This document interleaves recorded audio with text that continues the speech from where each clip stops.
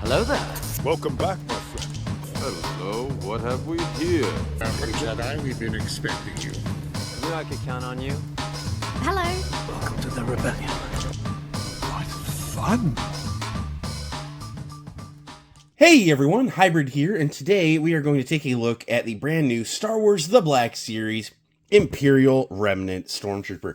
This is a new Target exclusive here in the US, and it is a figure tying in to the Mando and Grogu figure line. This is technically figure number 6 in that line. It is the first figure in the mural that will not have the white box first edition offering. However, it did become available on the same day those first editions began popping up in stores. This is a Stormtrooper repaint, yes. However, there does appear to be a little bit more going on than just a repaint. I do spot a newly molded bicep, it would appear. And I gotta say, initial impressions, still in the box, is the weathering actually looks really nice. I hope as we get into the review, it shows on camera as well as it does in person. It is very, very well done dirt weathering. So that said, let's go ahead and jump into the packaging segment because I'm really excited to get this one out of the box and take an in-depth look with all of you. And here's the figure still in the box. Really quick, we will just take an in-depth look at that for those in-box collectors. So this is your standard Black Series box with your Black Series logo above a big window showing the figure and his one accessory off nicely. You have figure number 6, Imperial Remnant Stormtrooper over here on the side. The Mandalorian and Grogu in blue across the front there. Warning 4+ Hasbro. The side of the box features really cool artwork of what looks like a standard Stormtrooper just standing there. It does kind of cut off the unique arm piece here going on. The implication of the dark boot is still there, however. His name is at the bottom. Over here you have your wraparound window, your wraparound stripe, and a Black Series logo. Around back, a zoom into that side art, the Black Series logo once more, his name, and then a bio about the movie in 5 different languages. Pause and read whichever language best applies to you.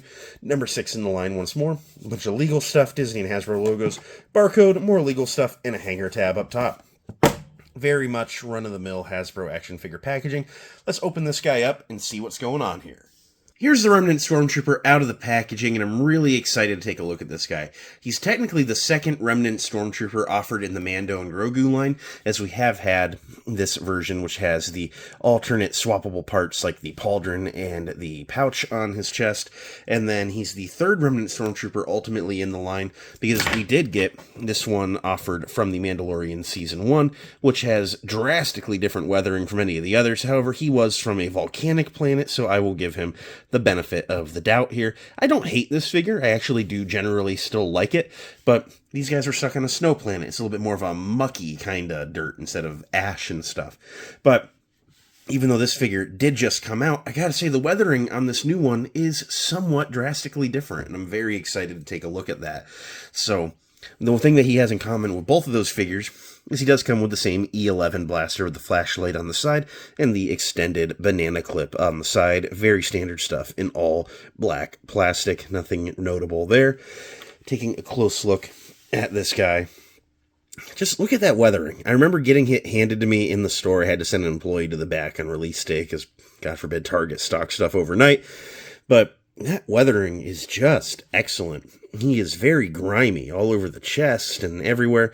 There are areas that definitely missed it, like, for instance, on the outside of his thigh. The inside didn't miss it, but then the outside got it, but then the back of the thigh got it, but then the inside back of the thigh didn't get it. So it's kind of like a little bit splotchy in places, but I still think it's generally very well done and gives the impression that this guy has gone through a lot.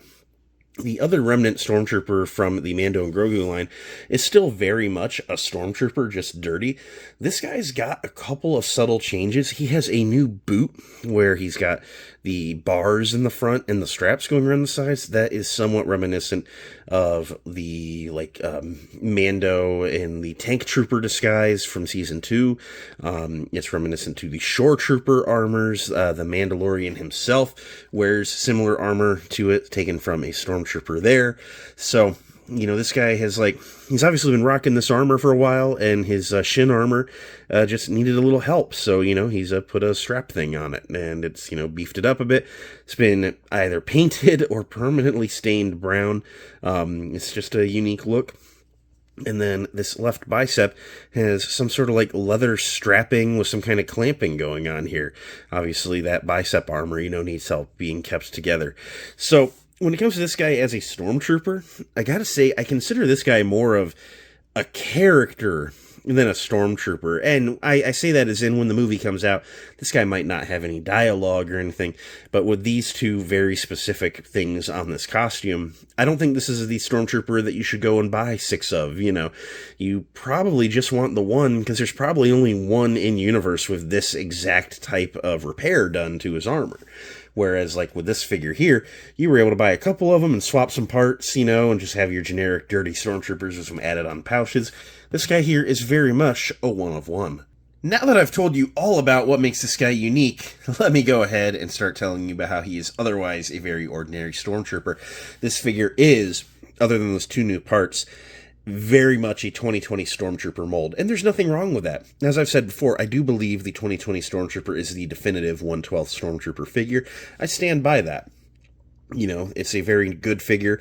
It articulates well, even though it's from 2020. There's not really anything about it that feels too dated yet, and I always have fun, with whatever figure they use these parts to make, so I really have nothing negative to say.